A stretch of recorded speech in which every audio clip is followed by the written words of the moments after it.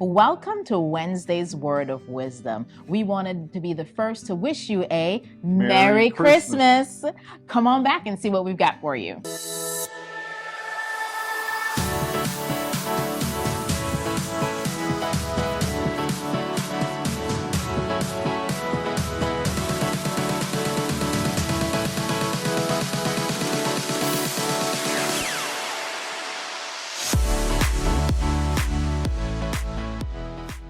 And we're back.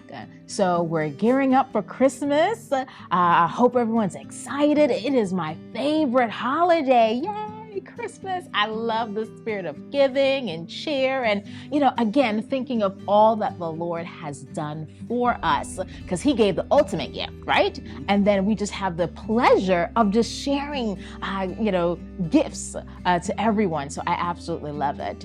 And as we gear up and wind down out of the Christmas holiday, we start the year with our 21 days of fasting. And so David and I were talking about a devotional that we read on fasting, right? And I'm going to read to you a little bit of it. It says, fasting is an opportunity to refocus our mind on the Lord and rely on him. To do so, we must make sure we're open to what the Lord has to say.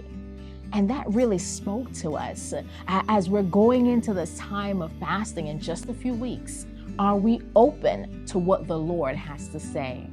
Yeah, a lot of us, if we've done this with our church before, we've done it because the church is doing it. Yes. A lot of us don't come in with a purpose behind it. A lot of us don't have, okay, God, I am doing this for this purpose, to focus this year or to focus on a specific thing that is in my life that I've really been searching for. So as we were reading this about focus, and Bishop spoke about this a little bit Sunday, where it's like our eyes can get off of Jesus. Our eyes can get on the wrong thing. Yes. And during fasting, a lot of times, what is our focus on? It's on the food. It's like, oh, I need to eat this. I can't eat that. And our eyes are off of the whole purpose behind the fasting, is that to grow closer to Christ. So as we come into it this coming season, January 1st is only a few days away. Let our focus shift from the food. I mean, we're going to have the food. I mean, it's going to be there. But our focus needs to be on Christ and what we're seeking him for. Because if we don't have a focus, what are we doing it for? Yeah. It's just a diet. Yeah. Absolutely, yes. And I love that it says that we're to be open, right?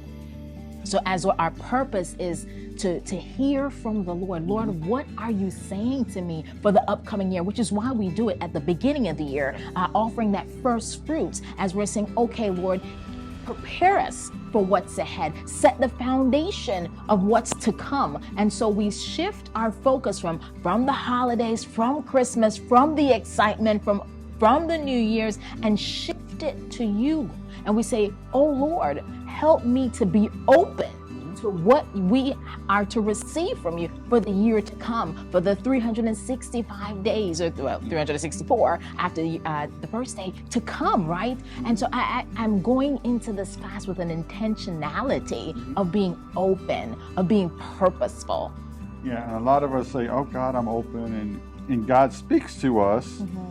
Oh, that can't be God, And I've read this thing over and over again about prayers. Like, if we come into prayer knowing what we want God to say, we're not going to hear him. Yeah. So if we already know what the answer is that we want to hear, then why are we praying? We've made our mind up as to what we want. We've made and that's the same thing. If we come into this fast with that as our focus, we're not open. Yeah.